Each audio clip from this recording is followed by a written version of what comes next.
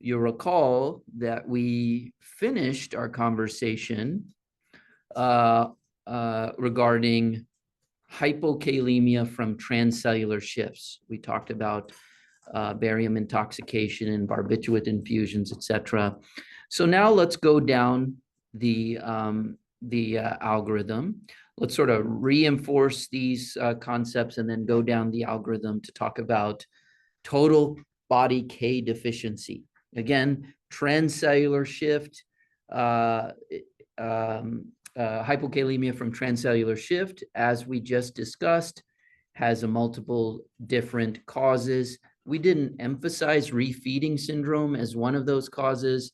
It is essentially a form of insulin-driven hypokalemia with a component of total body K deficiency because of a low K diet. We talked about the fact that you cannot render your urine K to 0, and so a sustained low K diet will result in net K deficiency. That is not the case with low sodium diet. Essentially, you can render your urine sodium to 0, and it's very hard to get volume depleted simply from no sodium in your diet. We've talked about these others already. I'll review once again the clinical tool that lets you describe whether the kidney is responsible for this hypokalemia or not is often the urine K to creatinine ratio. So in these conditions of transcellular hypokalemia or hypokalemia from transcellular shift, you would not expect to see a predictable renal response in terms of renal K conservation. Total body K deficiency is normal. However, we might try to tether renal K conservation to these conditions of transcellular shift being present, but that is not necessarily a consistent finding. Really, the urine K to creatinine ratio lets you say, yes, there's a total body K deficiency. Is it renal? Is the kidney responsible or not? Okay, so let's go down those diagnostic possibilities. And acid-base homeostasis or status is also part of the diagnostic considerations. Let me make one point before we go down this branch of the tree. Hypokalemia very often coincides with metabolic alkalosis. When we talk about acid base, we'll arrive at a conversation that describes the multiple mechanisms whereby K depletion maintains a metabolic alkalosis. When you see hypokalemia with metabolic acidosis, that is less common. Now let's go through these diagnostic possibilities, okay? So of course, when you have a GI K loss, the classic of which is diarrhea, you will often see metabolic acidosis as well. The GI fluids, the lower GI fluids are bicarbonate rich, also have a fair amount of K in them, and so diarrhea is a common cause of hypokalemia with metabolic acidosis, okay? And you can see that up here as well, that if I have hypokalemia, and in this case, my kidney is conserving potassium, right? If I have a non-renal cause of hypokalemia, you would see the typical renal response of a low urine K to creatinine ratio. The kidney's doing the right thing, right? If you see those present, now you're starting to look at acid-base homeostasis, and then lower GI losses would be a classic explanation for the concomitant presentation of metabolic acidosis plus hypokalemia. Just to orient you in our conversation, I parsed back to that algorithm. Let's then trudge ahead. Diabetic ketoacidosis is another scenario in which I may have hypokalemia with metabolic acidosis. However, you may have significant renal losses that are contributing to the hypokalemia in this scenario, okay? So let's explain how that is as we broach pathophysiology. Let's first round out the clinical presentation, okay?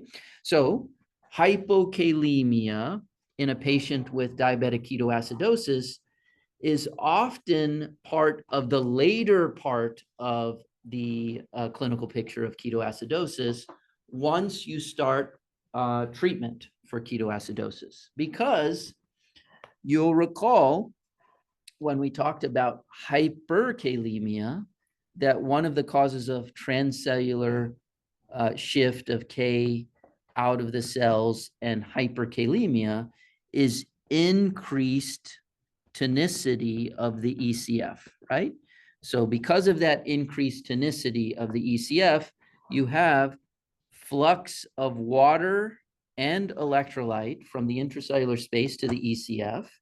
And so you can have a total body K depletion, yet your serum K look normal, okay, in the initial stages of hyperglycemic diabetic ketoacidosis, right?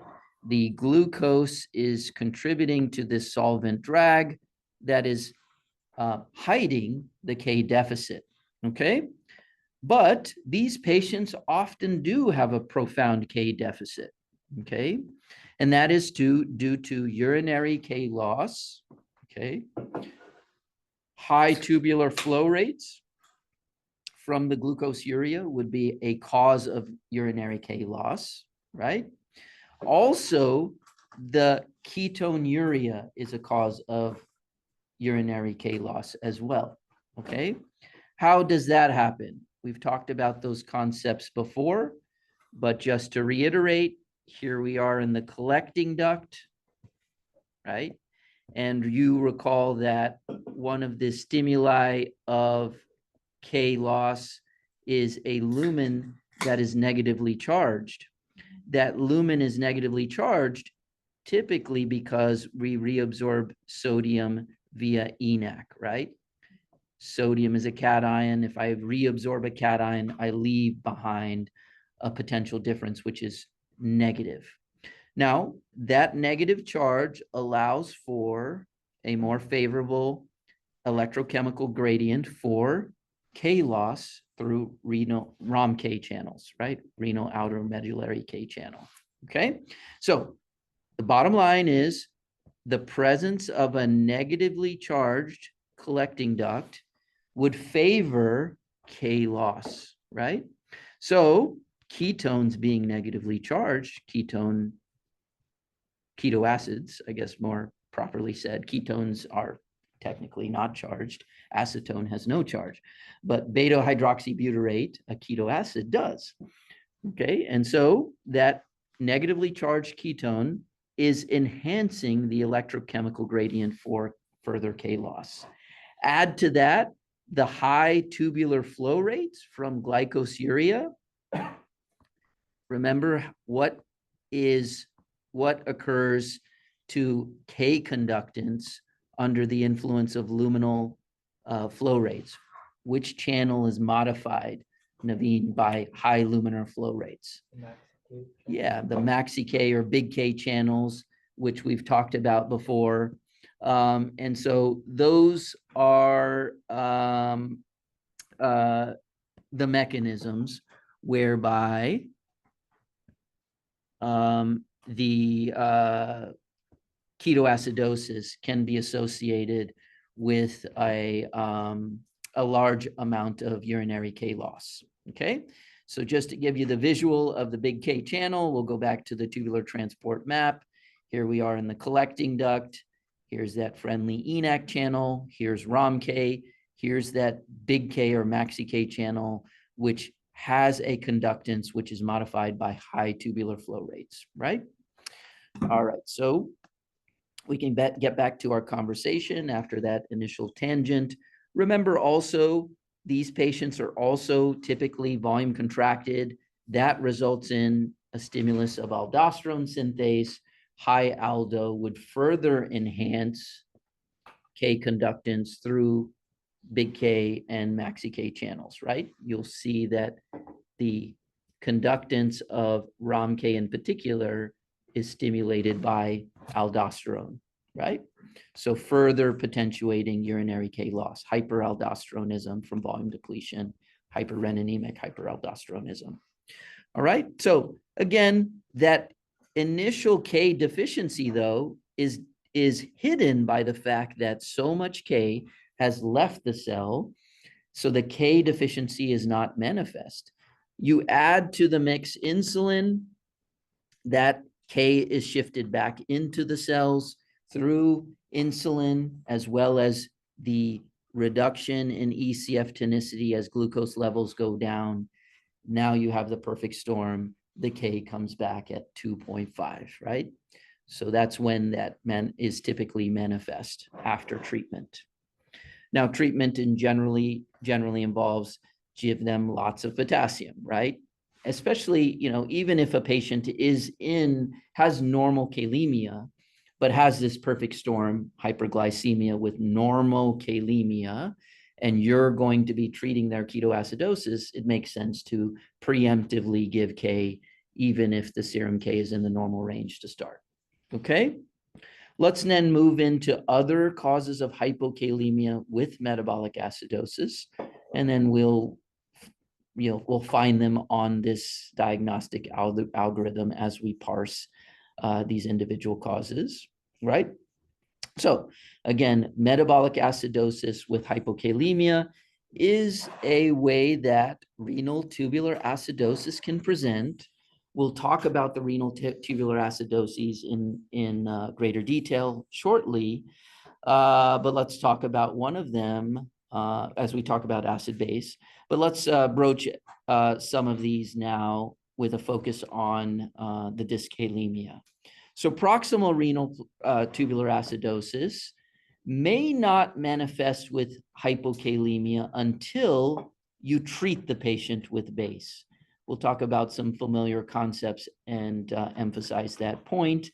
But again, the clinical presentation would obviously be of metabolic acidosis. It will be non-GAP for a renal tubular acidosis. And then you'll often see maybe some hypokalemia, but really hypokalemia that worsens after you're given the alkali therapy. Okay, so let's talk about how that actually plays out. Well, there may be a problem with just a generalized tubulopathy in proximal RTA, right? So don't forget that some significant amounts of K handling is also happening in the proximal tubule. Here we are in the glomerulus and the proximal tubule before we get on to the distal nephron. So if you have, again, a diseased proximal tubule, then it stands to reason that some of that reabsorption of K is inhibited simply from that fact. So they may be predisposed to K wasting from the Fanconi syndrome that underpins this form of proximal RTA, right? But, generally the K deficiency is mild. Now, when you start treating the patient with bicarbonate, right, in the untreated proximal RTA patient, they do not have bicarbonaturia, right? HCO3 and alkaline pH of greater than 7, right? That is not present in the untreated proximal RTA patient. Why? That's because the serum bicarbonate dropped low enough, let's say down to 20, such that even this diseased proximal tubule can handle the 20 millimoles per liter of bicarbonate that is delivered to this segment. Now, therefore the bicarbonate in the urine is absent. Now, once you start treating them with a little bit of alkali and the bicarbonate rises a bit, now the threshold for bicarbonate reclamation is exceeded. The proximal tubule reabsorbs the 20 millimoles, leaving surplus of 2 millimoles per liter of glomerular filtrate to pass through the proximal tubule and ultimately to reach the collecting duct. The familiar theme is, just like ketones, bicarbonate is negatively charged, or keto acids, bicarbonate is negatively charged. That would predictably enhance K loss via the renal outer medullary K channel and the big K channel. Okay, so treated proximal RTAs will manifest a urine pH that is now over 7. Their urinary K excretion rates will go up as you treat them. And it's for that reason that we're often using K citrate as our alkali of choice to treat these patients with proximal RTA, anticipating that they will develop worsening hypokalemia as we treat them. Okay, so I've essentially said most of this in these words in that graphic description of the K wasting. So I think we can move on. Any questions before I move on? Okay, let's move on. Then the distal renal tubular acidosis has also K wasting. Typically, this K wasting is much more significant than a proximal RTA. These patients, when you have a complete distal RTA, for instance, from a defect in the HATPase, right? I guess I'll use this as a graphic, right? So distal RTAs, here we are in the collecting duct. The alpha intercalated cell is that cell that is often dysfunctional or most dysfunctional in a distal RTA. Sometimes you'll have an antibody to the HATPase. Now, in this scenario, you have K wasting that can be quite profound. The mechanism whereby K wasting develops is not well described.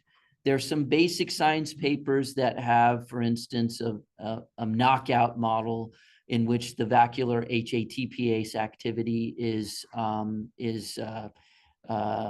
essentially dismantled. And there is some autocrine signaling that occurs between the alpha intercalated cell with this knockout and the principal cell that mediates K homeostasis or K secretion. That explains this. It's not, again, perfectly spelt out. One of the older descriptions of why this happens relies once again on some familiar themes, right? One way in which I mitigate or respond to that lumen negative potential difference is I secrete a different cation, in this case, protons, okay? It may stand to reason, or it's somewhat logical, that if you have a defect in, let's say, responding to this lumen negative potential difference through proton secretion, then you will augment K secretion as a response. Okay, so that was the oldest sort of description, or one of the older descriptions of why distal RTAs have so much K wasting. Other peoples have shown that metabolic acidosis, we talked in our diuretic resistance talk, that metabolic alkalosis is anti-natriuretic, right? Contributes to diuretic resistance. The reverse is true. Metabolic acidosis is a natriuretic. Okay, that is well described. All right. Simply treating somebody with acid will enhance sodium wastage. So the thought is that this natriuretic effect of metabolic acidosis results in high distal sodium delivery. That is creating the substrate for creating a lumen negative potential difference, high tubular flow rates, hyperaldosteronism. So these are some of the many mechanisms that have previously been described underpinning what is typically a profound K wastage that occurs in distal RTAs. Some of these patients are on 160 millimoles of K, right? Not just, BID, KCl, 40 millimoles. All right, I think I've described some of this physiology, so I think we can move on. We'll revisit distal RTA once we get to that chapter, okay? All right, let's move on to causes of hypokalemia with a normal to high serum bicarbonate, and then blood pressure enters the scene there. Let's find a couple of these topics which we broached in our algorithm before going into the cases of hypokalemia with alkalosis or normal serum bicarbonate. Okay, so first again, K wasting, or I have K wastage, renal K wasting, right? With metabolic acidosis. Whoops. We're going to see, for instance, the proximal RTA. Obviously, carbonic anhydrase inhibitor therapy is approximating, oversimplistically, a proximal RTA. Actually, carbonic anhydrase inhibition is actually a type 3 RTA, because carbonic anhydrase is expressed not just proximally, but distally as well. The distal RTA, amphotericin is often associated with this as well. We'll talk about the MAG deficiency that results from amphotericin. Amphotericin is also causes another form of RTA, which we'll flesh out in a future conversation. We've talked about DKA. Another one is hippuric acid toxicity. So this would be a scenario that occurs from paint thinner or glue sniffing. Para-aminohippurate, hippuric acid is a metabolite that accumulates when you take in these environmental toxins. Hippuric acid causes metabolic acidosis, hence the metabolic acidosis. And then that hippuric acid is negatively charged, and so also enhances distal potassium secretion, similar to bicarbonaturia and ketoaciduria. Okay, so those are some of the examples that fall into that phenotype of K wasting with metabolic acidosis. All right. Now let's talk about these causes of K wastage or hypokalemia with normal to high serum bicarbonates, and then blood pressures, which are normal. All right, so active vomiting is an interesting condition in which one falsely presumes that the potassium wastage is a result of gastrointestinal potassium losses. Okay, the fact of the matter is that the K wastage is actually of renal cause for the most part. Okay, what happens is, as you are vomiting, and I guess let me make this point with a note of what is the electrolyte content of upper GI loss. Okay, here we are in our acid-base chapter. You can see, for instance, the various body fluids and the content of potassium in my stomach fluid. Okay, this comes from surgical literature. You can see that each liter of gastric fluid has a mere 10 millimoles of K in it. So even if you were to lose, let's say, 4 liters of upper GI losses in a day, you would be losing about 40 millimoles of K. Really not a huge amount of K that's lost in upper GI fluid losses. So that is often not the main explanation for the hypokalemia that occurs in a patient with active vomiting. Okay. What is the source of loss? It's really a renal loss. with active vomiting, right, I start to develop that alkalosis because they're losing protons in that acid-rich fluid. That alkalosis manifests once again as an obligate anion in the collecting duct. Okay, so I am losing bicarbonate in my urine in that early phase of active vomiting.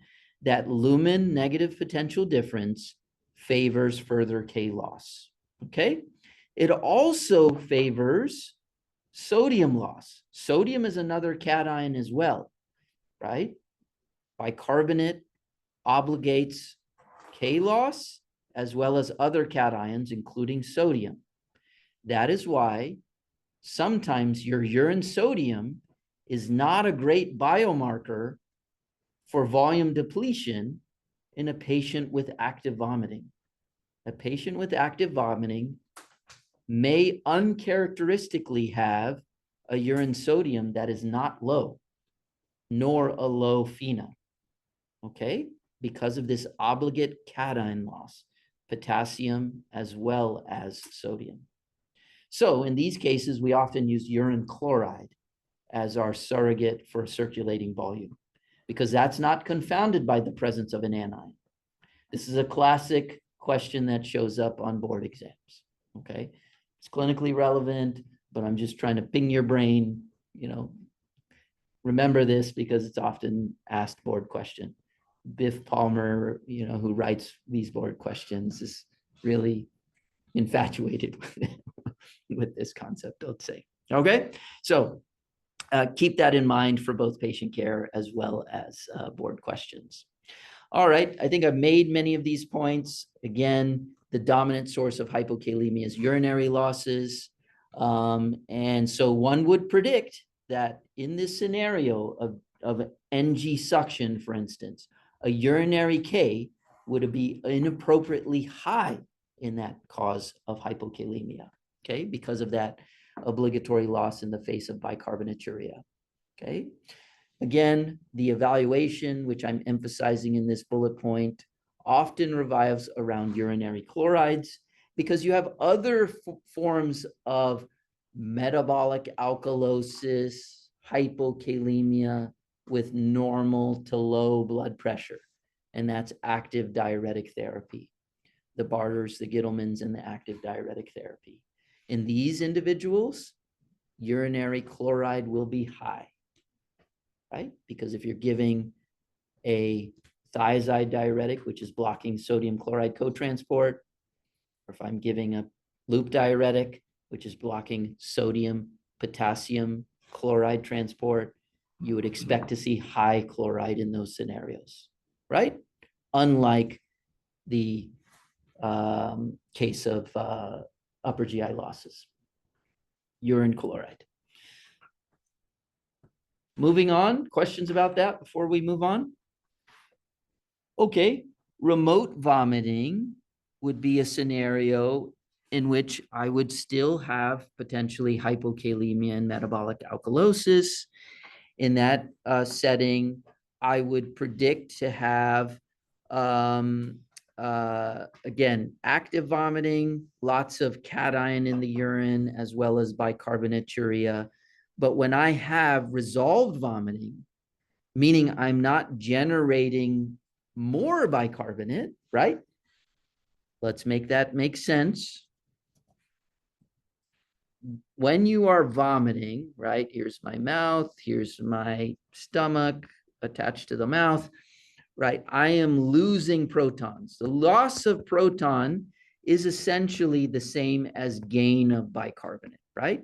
So when this stops, when I'm no longer vomiting anymore, and yet I'm still so volume depleted, I am no longer adding more bicarbonate to the system, right? And now I'm left with a patient who has contracted circulating volume. When I have contracted circulating volume, bicarbonate reclamation is also enhanced in the proximal nephron, right?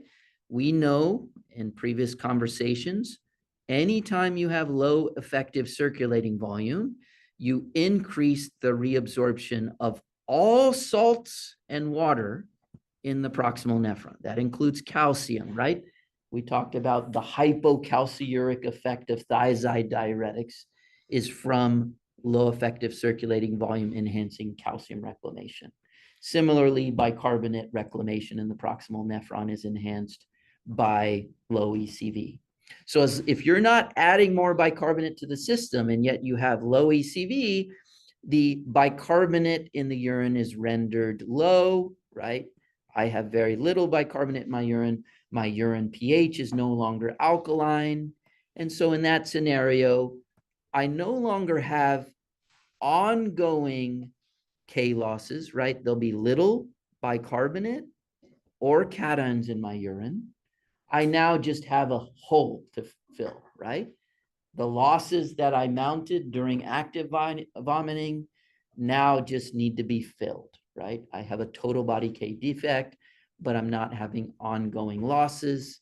Notice that my urine chloride will still be low, right? I have low, but my urine sodium will be low at that time as well, okay? Urine K may not be low. Depending on where, in summary, depending on where you encounter the patient in their clinical state of upper GI loss, they may have high urinary K or not. Okay, urine chlorides will be low in all of those scenarios. Okay. All right, diuretic therapy and then the genetic analogs of diuretic therapy are where we're going next. You can see Barter's is there. You'll see Gittleman's is there. So I'm anticipating the road ahead. Let's talk about the loop and thiazide diuretics first. So obviously, when I use a loop diuretic and a thiazide diuretic, there is volume contraction, hyperaldosteronism would result. Low aldo, once again, is that one of the regulators of apical potassium conductance, right? So aldo is on. Aldo being on results in more avid reabsorption of sodium via ENaC. That creates the lumen negative potential difference. Aldo being on opens the gate for K egress. Okay, so typical scenario of K wasting in the setting of active diuretic use. There's also a component of magnesium deficiency that is at play. We'll discuss that, in a later part of the conversation. I'll just emphasize it now and again.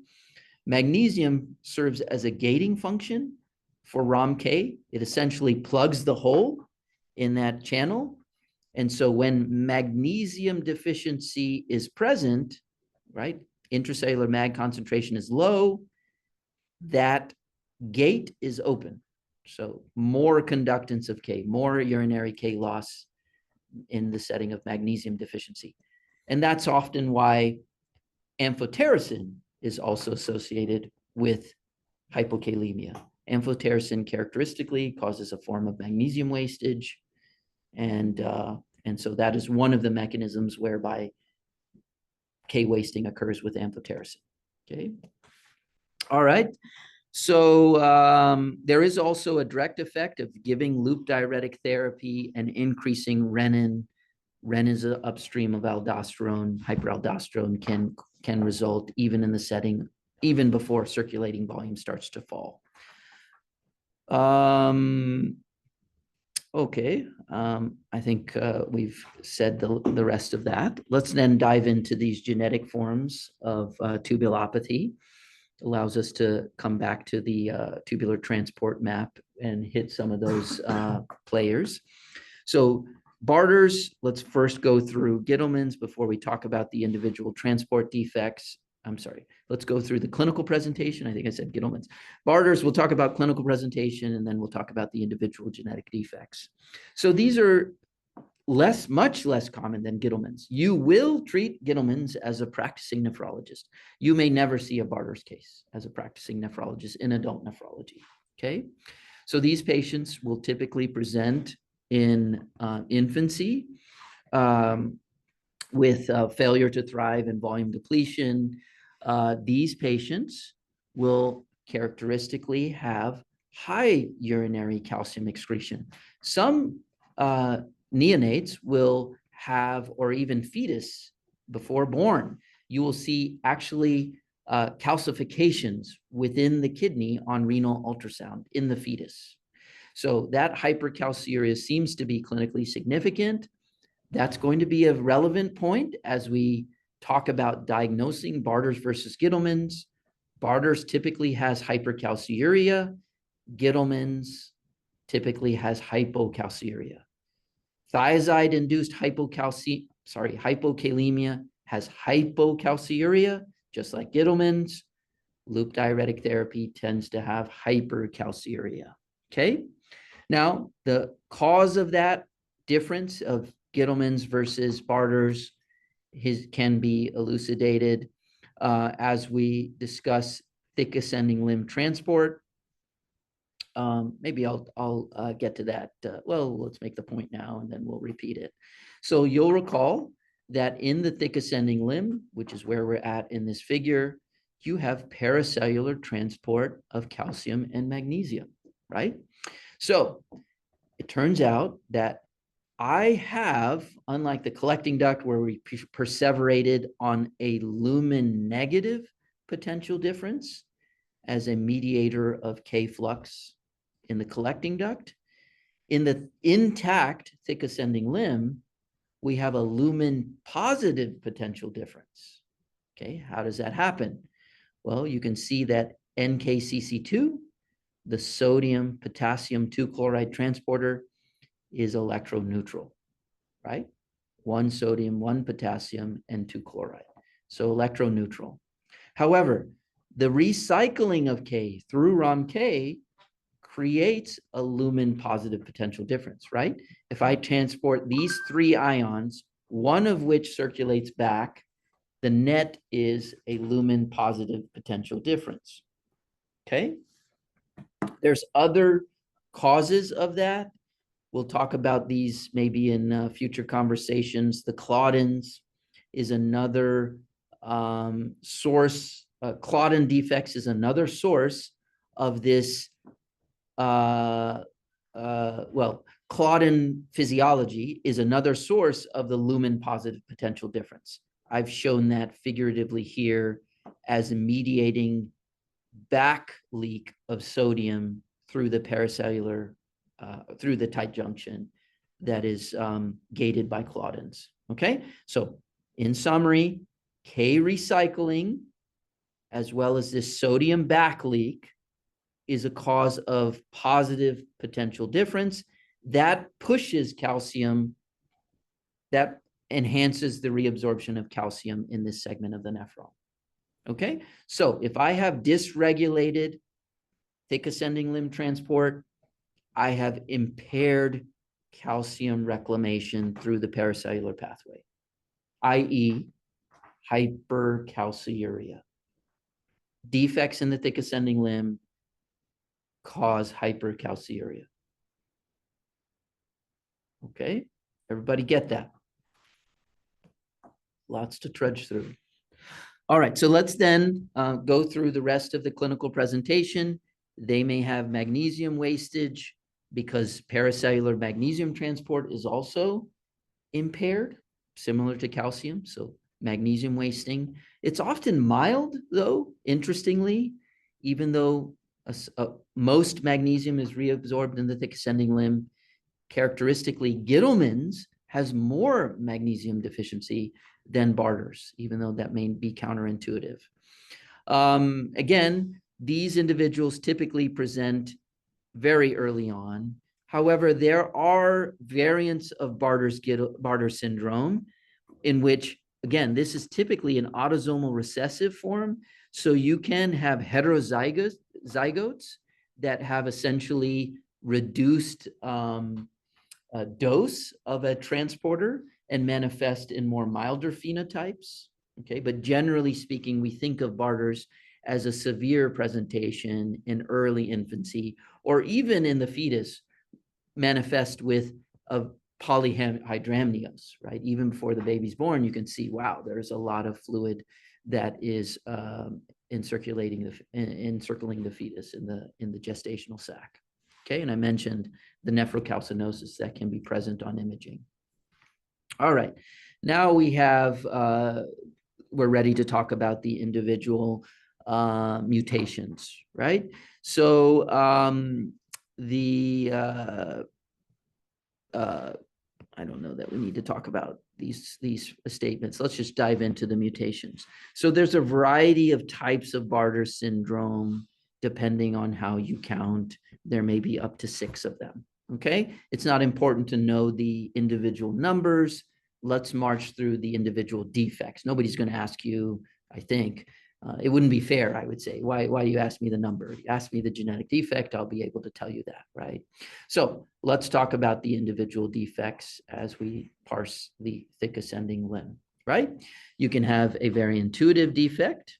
I have a problem with NKCC2, the same transporter that is inhibited by loop diuretics, okay? I may have a defect in the recycling of K, okay? Why does that matter? Why would that cause sodium wastage if I have a problem? Because these patients are volume depleted. If I have a defect, and let me actually make this point, ROM-K, you might argue, okay, if I have a defect in ROM-K, the same ROM-K that exists in my collecting duct, why do these patients present with hypokalemia? Right? You might argue if I have a defect in ROM-K, which is the same gene that codes for ROM-K in the thick ascending limb, I shouldn't have K wastage.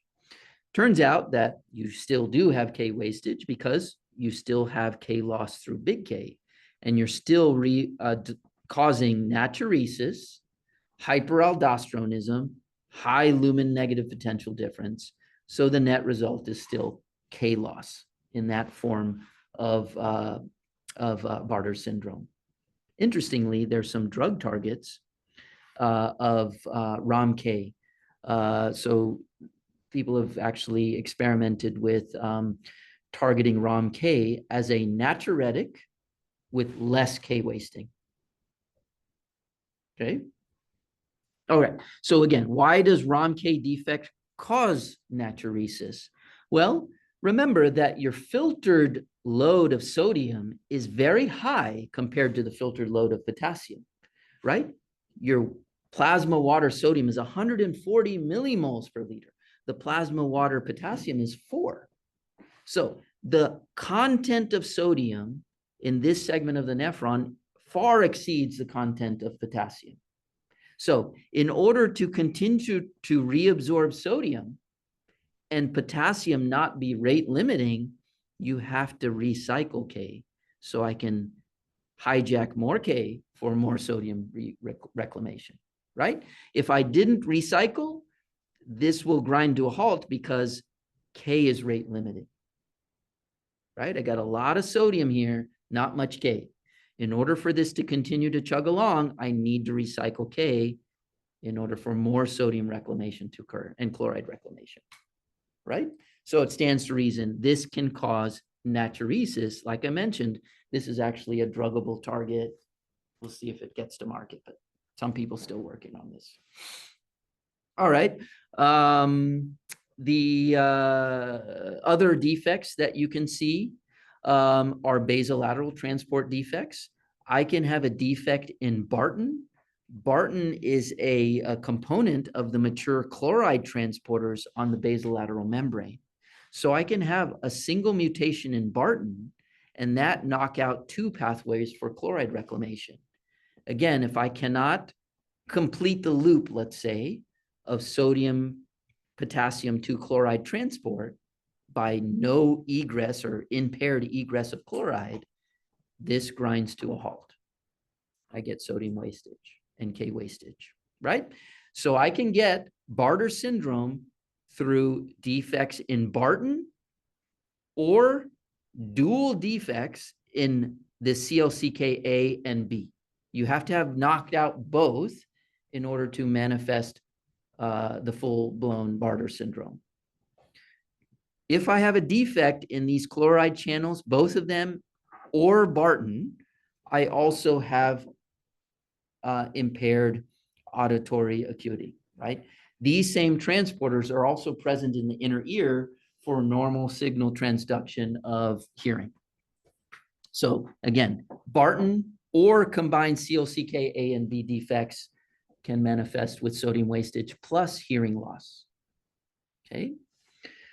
We had a patient. Let's go over a couple of others and then move on. So you can have a defect in a calcium sensing receptor, an activating mutation of the calcium sensing receptor.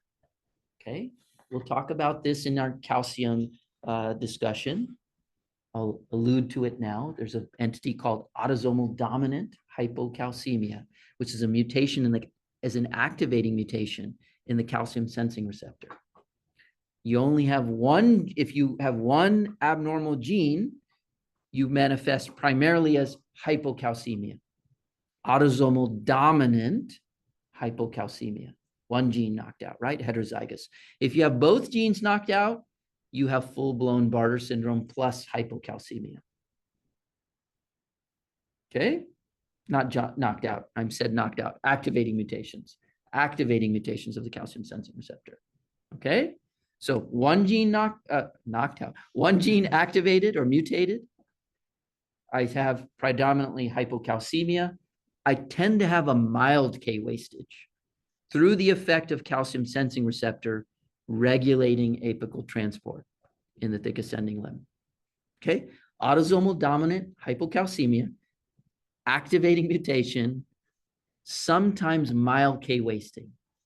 Okay, autosomal recessive, both genes are mutated, activating mutation of the calcium sensing receptor, full-blown Bartter syndrome, also with some hypocalcemia too. Okay. All right.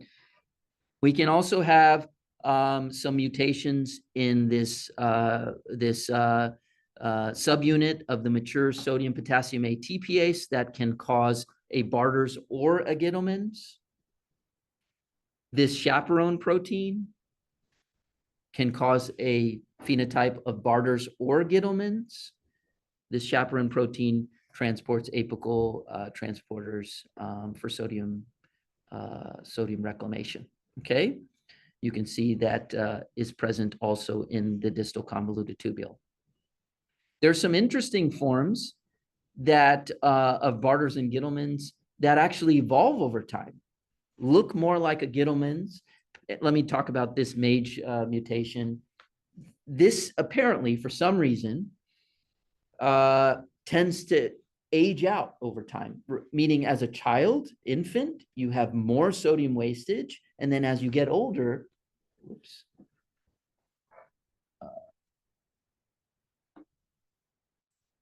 as you get older, 9 minutes and counting, we'll be finished before then.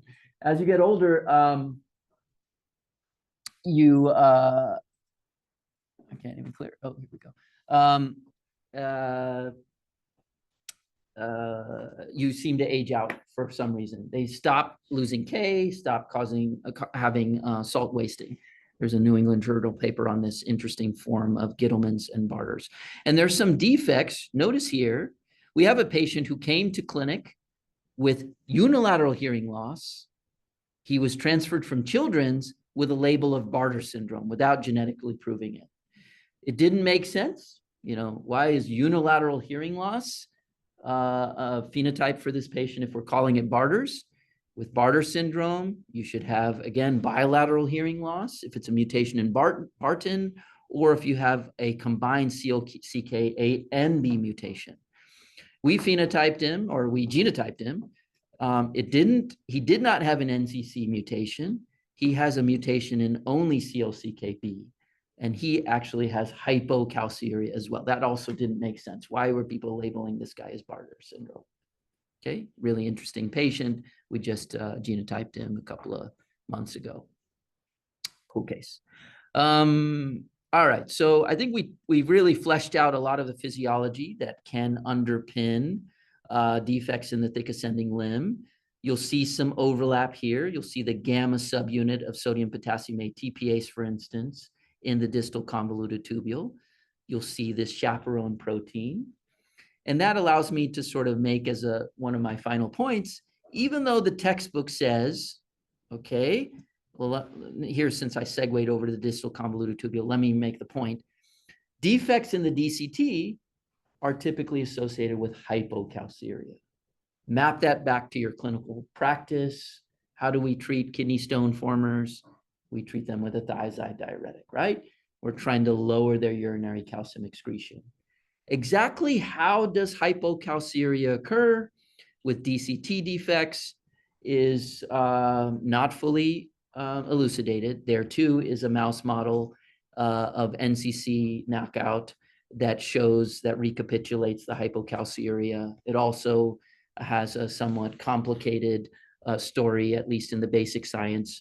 The cartoon version of the explanation is, if you have a problem with NCC, your internalization of sodium is impaired. That means your intracellular sodium concentration drops a little bit. And if that occurs, this basolateral transport process, sodium going into the cell and extruding calcium, is enhanced. Okay, so lower sodium concentration in the cell enhances basolateral calcium transport, and that will sort of draw the calcium across. That's the hypothesis. That's one hypothesis. The other is, it's all just, again, proximal tubular transport, right? You volume contract the patient with a thiazide, and then calcium reclamation increases in the proximal nephron. So volume depletion is a necessary synergistic factor in lowering urinary calcium, and that seems to be true. If you combine thiazides with high salt intake, the hypocalciuric effect is minimal or is modest. Okay, so you need some volume depletion.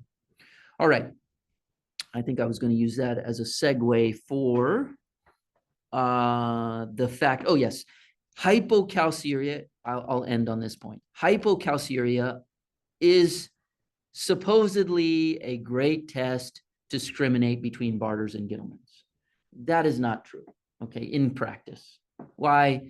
Because urinary calcium excretion is dependent on other factors, right? If I got a Barters patient so volume depleted, or if I used loop diuretics and I got you so volume depleted, right? You've had the experience of treating someone with a loop diuretics and got them so volume depleted that their serum calcium is high, right? Right. So that just means, even though you're impairing thick ascending limb transport, at some point, if ECV is so low, urinary calcium goes down. Okay. Let's use a different example.